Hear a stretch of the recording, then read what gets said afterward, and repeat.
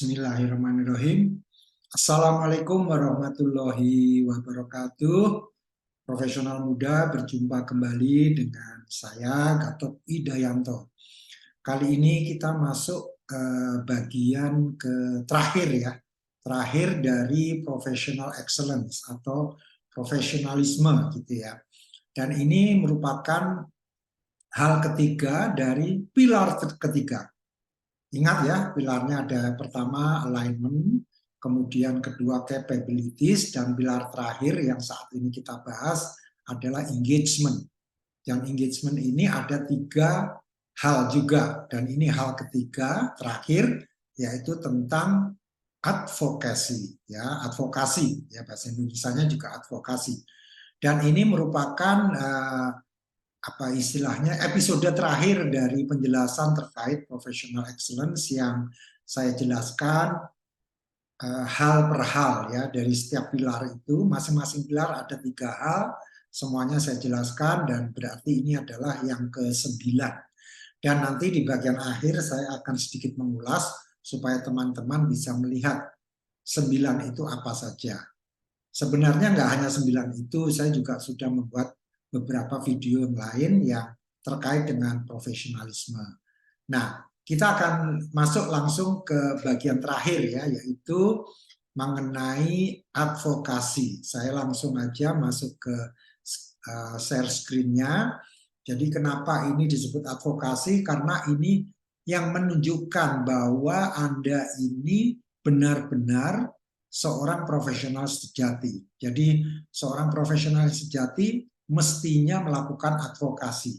Ya, jadi advokasi ini sebetulnya definisi secara mudahnya adalah menyebarkan kebaikan tentang hal yang saat ini kita lakukan. Tapi bukan pencitraan ya. Jadi misalnya kalau Anda profesinya sebagai policy analis kebijakan ya, policy maker analis gitu ya, policy analisis gitu ya. Jadi pada saat Anda melakukan advokasi, memberikan suatu edukasi ke masyarakat, itulah sebetulnya yang disebut advokasi di bidang kebijakan yang sedang Anda bahas, ya kebijakan publik mungkin dalam hal tata pemerintahan atau dalam hal politik atau dalam hal kemiskinan gitu ya, jadi pengentasan kemiskinan dan seterusnya ya, nanti kita bisa lihat satu persatu. Nah, sebelum kita bahas mengenai advokasi ini, kita harus melihat posisinya di mana. Ya, jadi ini kalau bagan kita yang selalu saya tampilkan setiap episode supaya selalu kita ingat bahwa ada 3 pilar yaitu alignment, capabilities, dan engagement, di mana di setiap pilar itu ada 3 hal yang penting atau 3 hal komponen dari setiap pilar.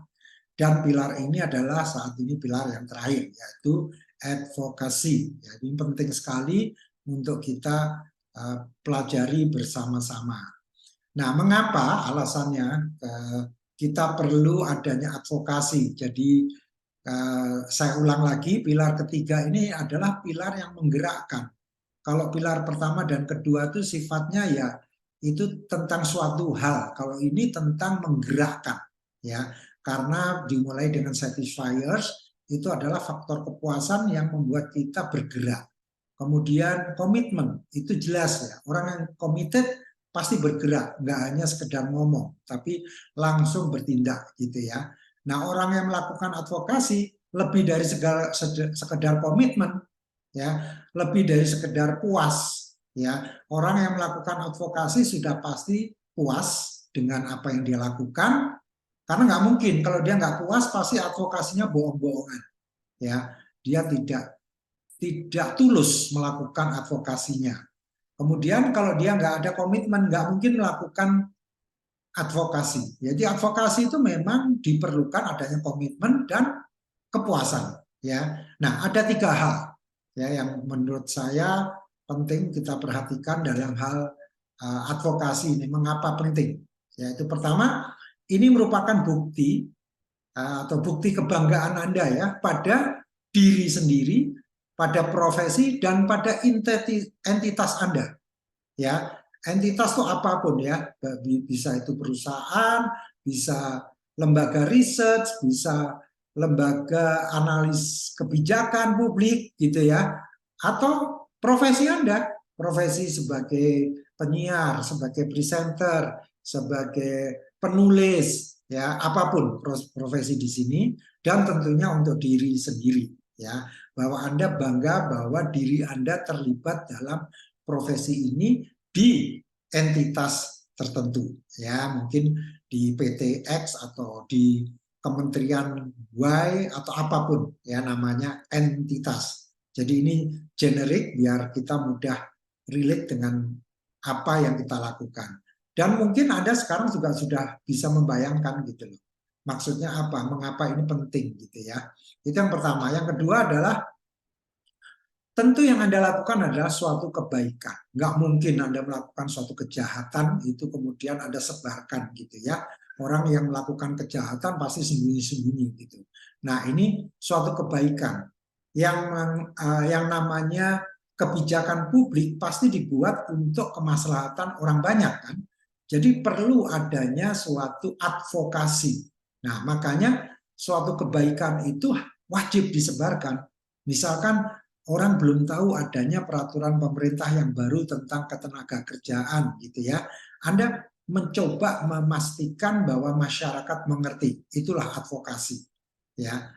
Kemudian yang ketiga adalah keberlanjutan jangka panjang pada diri, profesi, dan entitas. Jadi kalau kita ngomongin advokasi ini orientasinya tidak sekedar hari ini atau esok, tapi sudah hari ini dan 5 tahun ke depan, 10 tahun ke depan, bahkan going concern atau perpetual. Jadi artinya untuk selamanya, ya karena merupakan hal jangka panjang yang perlu Anda perjuangkan. Ya, misalnya kalau saya karena pesepeda gitu, saya kalau melakukan advokasi orientasi saya ya 5 tahun orang masih bersepeda dari sekarang ya, 10 tahun lagi juga saya yakin masih bersepeda, ya 30 tahun dari sekarang saya yakin bersepeda dan mungkin Jakarta ini 50% sudah menggunakan sepeda, amin ya. Mudah-mudahan seperti itu. Nah itu makanya disebut dengan advokasi itu diperlukan dua hal sebelumnya, yaitu pertama puas, saya puas kalau bersepeda, kemudian komitmen bahwa saya kecuali hujan dan panas, ya panas masih oke kadang-kadang hujan gitu ya, saya baru naik Transjakarta atau public transport gitu. Tapi kalau enggak, saya lebih mengutamakan sepeda. Misalnya seperti itu. Ya, jadi ini menurut saya naik sepeda itu kebaikan dan wajib saya sebarkan. Jadi kalau ada yang tanya mengenai bagaimana saya bersepeda, saya akan dengan senang hati menjelaskan ke teman-teman saya, gitu ya. Nah, kemudian ciri-cirinya apa seorang advokator itu ya? Jadi mungkin Anda sudah mulai bisa melihat diri Anda sendiri ya. Mungkin Anda saat ini bekerja di sebuah perusahaan otomotif gitu ya. Sekali lagi ini contoh ya. Mungkin Anda mengurusi bagian planning and production control gitu ya. Jadi dimanapun Anda berada, Anda selalu berupaya untuk membicarakannya pada setiap saat ya, dimanapun gitu ya. Karena apa? Anda begitu bangga bahwa yang namanya mobil yang beredar di jalan-jalan itu tanpa ada campur tangan Anda mengurusin PPIC, Planning Production and Inventory Control gitu ya, bagaimana mereka bisa menjadi mobil yang berada di jalan. Misalnya seperti itu ya kalau Anda di pekerjaan sebagai engineer di PPC misalnya. Kemudian ciri-ciri lainnya apalagi bersemangat namun selalu terbuka menerima masukan ya. Jadi ini ciri kedua dari advokator. Kalau dia diberi masukan dia sudah apa istilahnya patah arang ya atau mutung gitu ya. Itu bukan ciri seorang advokator karena advokator itu begitu semangatnya memperjuangkan profesinya, namun kalau ada masukan dia catat. Ya, kenapa? Karena yang ketiga ini dia berbicara mengenai orientasi jangka panjang. Siapa tahu masukan ini hari ini mungkin nggak relevan, tapi 5 tahun lagi sepertinya relevan. Dan Anda catat itu sebagai suatu masukan yang konstruktif. Ya, jadi ini penting sekali teman-teman, bahwa 3 hal ini merupakan ciri-ciri advokator. Ya, jadi kalau kita kembali lagi ke contoh teman saya yang tadinya tidak menyukai pekerjaan pengecekan aset ya di warehouse gitu ya, atau manajemen aset, tapi karena dia sekarang pertama menyukai traveling dan kedua dia mencari makna dari barang-barang yang dia jumpai. Oh, ini untuk apa, ini untuk apa. Dia selalu membicarakannya. Jadi misalnya, wah ternyata ya yang saya ketahui ball valve di tempat saya ini grade-nya tinggi, itu mahal sekali, dan itu kalau order dari Eropa itu lead time-nya 6 bulan atau bahkan 1 tahun, misalnya seperti itu ya. Dan selalu membicarakannya, dan biasanya dalam konteks positif bukan negatif gitu ya. Namun begitu dikasih uh, masukan, dia catat ya. Kemudian yang terakhir, dia juga selalu berbicara mengenai orientasi jangka panjang, bahwa manajemen aset itu begitu pentingnya. Tanpa manajemen aset, bagaimana sebuah perusahaan itu akan bisa merencanakan masa depannya ya. Jadi dia bicara mengenai orientasinya jangka panjang ya. Jadi ini menarik sekali ya teman-teman. Nah, ini kembali ke contoh saya. Katakanlah saya melakukan advokasi di bidang consulting saya ya. Setiap saya ketemu orang, saya selalu bangga, Anda profesinya apa? Saya independent consultant gitu ya. Sengaja saya jelaskan begitu karena memang saya pengen independen, dalam pengertian saya nggak mau karena saya dipengaruhi tertentu gitu, sehingga saya hanya mengkonsultani klien tertentu gitu ya. Jadi independen itu saya pertahankan gitu. Dan setiap ketemu orang saya selalu membicarakannya. Masuknya mungkin nggak langsung di konsultan, tapi mungkin melalui kegiatan saya membaca buku, gitu ya. Nah, kemudian juga saya selalu bersemangat. Kenapa? Saya rasa setiap orang tuh perlu berperilaku sebagai konsultan. Bahkan kalau Anda seorang karyawan di perusahaan produksi, ya, otomotif atau manufacturing lah ya, Anda harus berpikiran juga seperti seorang konsultan. Maksud saya begini, bukan dalam artian bahwa Anda nggak mau kerja, karena kan saya sering diseloroin ya, konsultan bisanya ngomong gitu ya. Nah, gimana enggak, kalau konsultan eksternal ya nggak mungkin dong kita running the show. Misalnya kita mengoperasikan numeric control mesin gitu ya di sebuah pabrik, nggak mungkin dong, kan sudah ada ahlinya di situ. Tapi yang bisa mungkin saya konsultani adalah bagaimana plan layoutnya, bagaimana line balancingnya, dan seterusnya gitu ya. Jadi saya tetap bersemangat. Namun kalau diberi masukan gitu ya, misalnya konsultan bisanya ngomong gitu, saya tetap catat ya, nggak apa-apa. Dan pengertian saya nggak perlu defensif gitu, karena memang nggak mungkin saya terjun di lapangan. Nah, kalau Anda sendiri seorang karyawan di perusahaan tertentu di bagian production engineer gitu ya, Anda juga perlu berjiwa konsultan gitu. Maksudnya mencoba menanyakan, ini proses seperti ini sudah benar atau belum gitu. Kadang-kadang kita nih kalau di shop floor gitu, kita suka lupa karena we have been doing it all the time. Kita sudah melakukannya setiap saat, sehingga Anda rasanya jarang sekali untuk bisa stop memikirkan itu. Nah, saatnya lah Anda switch ya mindset Anda menjadi konsultan gitu. Jadi saya bisa mengadvokasi ini karena saya pernah menjadi karyawan juga, maksudnya karyawan di suatu perusahaan kayak McDermott gitu. Saya production engineer sampai kemudian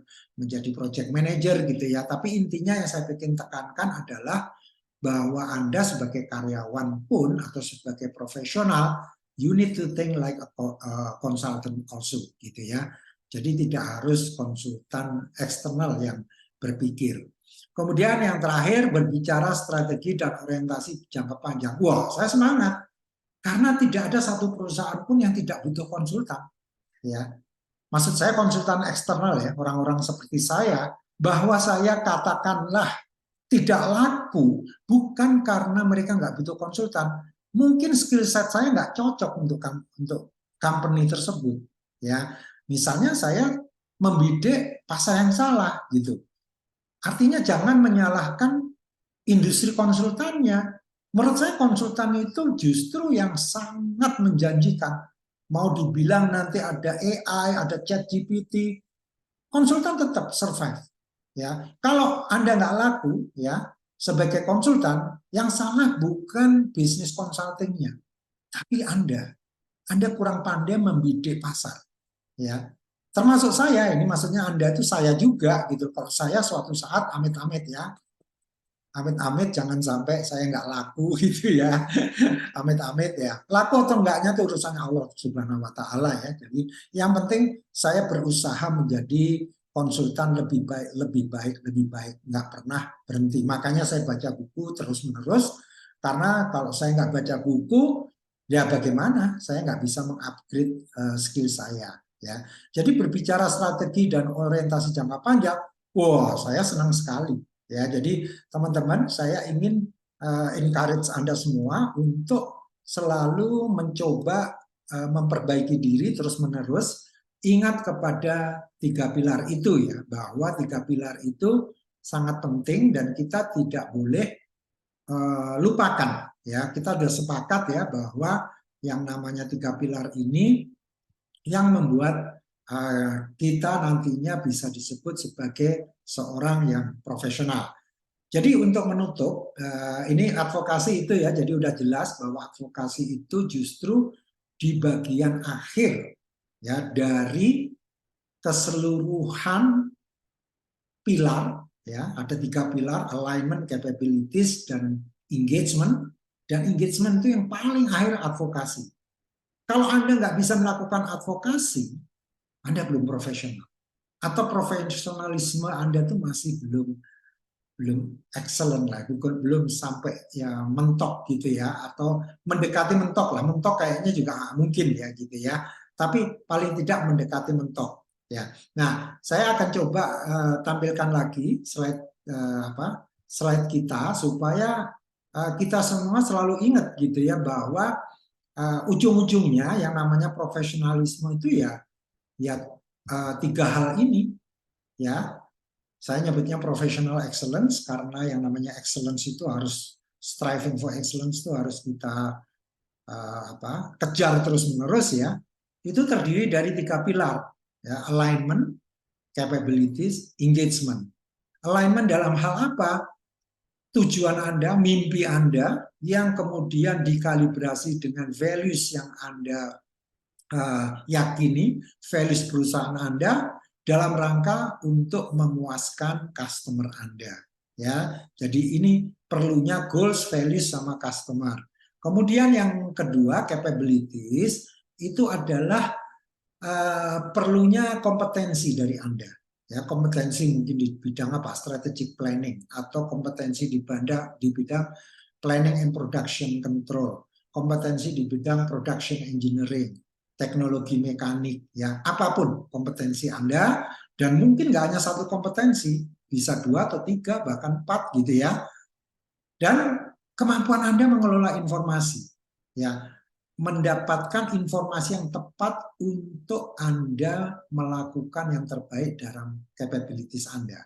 Kalau Anda kompeten tapi tidak bisa mengelola informasi, maka Anda belum mencapai derajat yang mampu.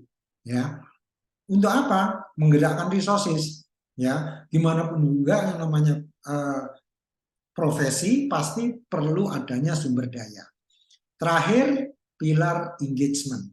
Ya, apakah saya committed dan semangat ya dengan apa yang saya lakukan? Dan itu perlu adanya faktor pemuas. Ya, pemuas diri Anda tuh apa? Ekstrinsik maupun intrinsik itu apa? Kemudian kalau nggak puas, nggak mungkin Anda bisa membangun komitmen. Jadi komitmen ini diperlukan satisfier dulu. Nggak mungkin orang tuh punya komitmen kalau nggak punya satisfiers. Atau dia komitmennya cuma pencitraan aja seolah-olah committed, tapi padahal hanya ngomong aja, itu nggak akan lama, ya nggak akan bertahan lama. Dan terakhir, orang yang committed pasti akan melakukan penyebaran informasi atau penyebaran mengenai hal-hal baik termasuk terkait diri Anda, ya, bukan kepencitraan ya, terkait profesi Anda, apapun itu, dan terkait entitas Anda. Anda bekerja di perusahaan tertentu, Anda membicarakan hal yang baik tentang perusahaan Anda, visinya bagaimana, misinya apa, values-nya apa, dan kemajuannya seperti apa. Anda semangat memberikan advokasi ke orang lain. Jadi dalam pertemuan keluarga pun, pas lagi silaturahim lebaran pun Anda membicarakan pekerjaan Anda juga, gitu ya. Jadi ini menarik sekali. Jadi termasuk saya ini, saya selalu semangat membicarakan profesi saya sebagai konsultan, gitu ya. Jadi kalau ditanya spesifiknya apa ya, strategi and change management, gitu ya. Dan dari situ saya bisa cerita banyak hal mengenai dunia consulting gitu. Tapi sekali lagi, lihatlah diri Anda masing-masing, bagaimana Anda memposisikan diri Anda terhadap perusahaan dan terhadap industri atau bisnis di mana Anda sekarang berada. Ini yang lebih penting, ya. Yang saya berikan tadi hanya contoh-contoh, ya. Belum tentu ini relevan dengan Anda, tapi Anda bisa mengambil contoh-contoh tadi untuk profesi Anda sendiri. Ya. Demikian seri Professional Excellence ini 9 seri ya, 9 episode saya tutup, dan memang ada beberapa seri lainnya juga. Silakan nanti ada di link di bawah di komen ini di deskripsi. Anda pelajari sendiri atau browsing di channel saya ini ya. Terima kasih, dengan Gatot Wijayanto. Wassalamualaikum warahmatullahi wabarakatuh.